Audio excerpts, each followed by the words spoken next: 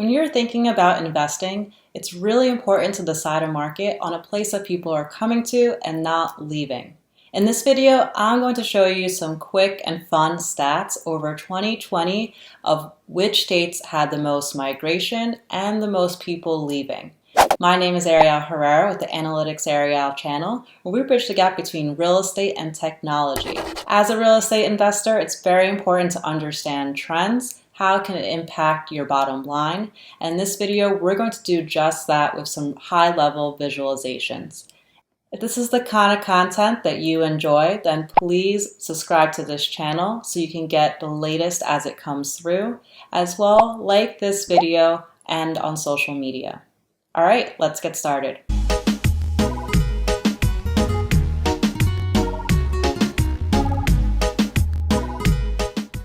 Great, so right now I'm on United Van Line's National Migration Study that reveals where and why Americans moved in 2020. So as we know, COVID-19 had a huge impact, especially with housing. There were people who were not able to leave their homes for a long period of time and realized, hey, I don't have enough space, or I actually don't like where I'm living and I want to move elsewhere. One of the biggest factors to contribute was remote working, as well as wanting to live in areas that are nice all year round, meaning more sun and better weather. And this is why I moved from New Jersey to Florida. But aside from that, let's take a deeper look as to which states most people were leaving in 2020 and which ones had more growth. One of the reasons why we care for those states that had more growth is because if we're looking to select a market, we want to see an influx of people. This can not only increase the number of renters that are applying for a property in order to live in, but it could also drive up competition and thus your rental prices and ultimately giving you more cash-on-cash return for your investment. So as we see here in the chart, we have dark blue and some dark yellow. So if we open up the legend, we could see that yellow means high outbound, so a lot of people leaving, and blue means high inbound, a lot of people coming. From what we see, a lot of the northern states have some yellow, as well as California on the side. And if we actually take a look at this other chart, which is individual income tax rates, we could see that these actually have a high correlation. For example, the dark shaded means very high income tax, so California 13.3%. And we see here it's also one of the dark shaded yellows. Then if we look at New York, also very high, 8.82, and New Jersey, we could see those also are dark yellows. So there's a high correlation here of people leaving states that have high income taxes. As well, if we look down, Texas as well as Florida don't have any income taxes. And if we look back here, Florida is also one of those that has a lot of inbound, a lot of people coming, as well as some other southern states. Now what's really neat is that you could drill down to get more context about this. So let's go to my home state, New Jersey, and you could see reasons for people leaving. If we look at outbound, we could see most people were leaving based on retirement, as well as family, and a little bit of a combination of lifestyle and job. This makes sense. A lot of people when they retire do go to southern states, and the baby boomers are at the age of retirement. Then if we look at primary reasons for moving inbound, we see family and we see job being very high. And that's because there's a lot of great jobs within the tri-state area. But I'll get to that in a moment of why that might not always be the case. But one thing I really want to note here is lifestyle. Lifestyle is especially low.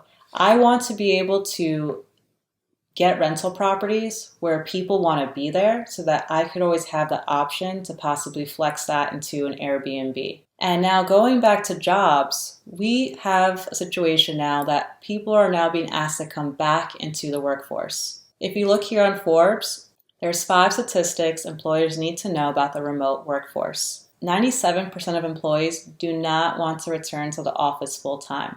This is, I think, very accurate. Do not let any other article fool you and, oh, people want to go back. That's, I highly suggest, skewed to get people back into offices and have these offices generating revenue from the rents.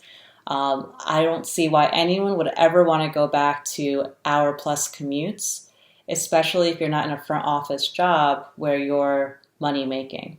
Next, 61% of employees prefer being fully remote. And remote work is the biggest draw for top talent. So I've actually talked to several college students and that just graduated over the last year or so.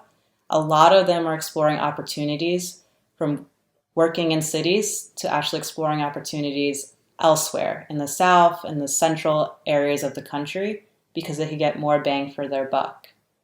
And as we see these high talented young individuals moving out of city areas and really having monetary power, I believe that these areas, of course, will always be thriving when we look at New York, New Jersey, tri-state area, as well as some other hotspots.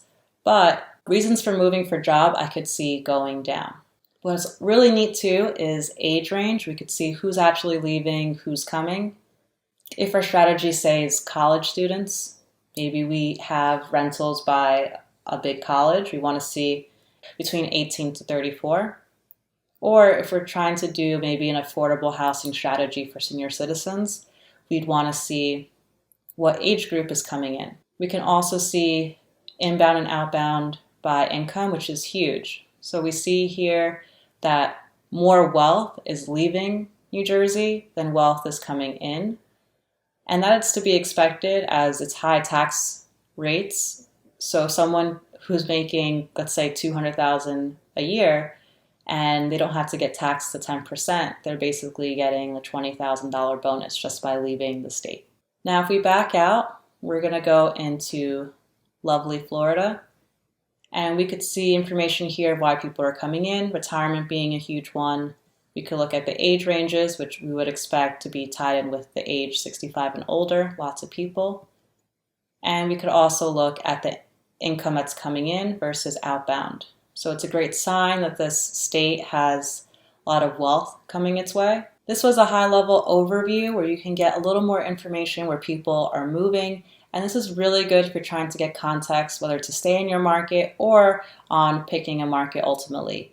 But don't worry, if you are one of those markets where it says a lot of people are leaving, maybe it's just by the whole entire state, but there could be a lot of great pockets still within there. For example, I think New Jersey, South Amboy is such a hotspot, very undervalued for all of the development that's coming. If you want to learn more information on that, feel free to check out my video on why to invest in South Amboy, or feel free to reach out to me as I have lived there and I also have an investment there.